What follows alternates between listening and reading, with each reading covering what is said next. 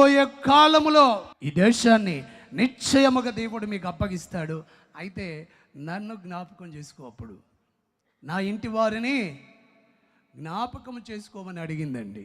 మనుషుడు ఏ కొలత కొలుస్తాడు అదే కొలత కొలవబడుననే వాక్యం నెరవేరునట్లు ప్రాణాలు కాపాడిన ఆమెను, ఆమె ఇంటి వారి ప్రాణాలు దేవుడు కాపాడడా నిశ్చయముగా కాపాడుతాడు ఆయన. ఆమె నమ్మి ఆ దేశమంతా ఎవరు చేర్చుకోలేదు.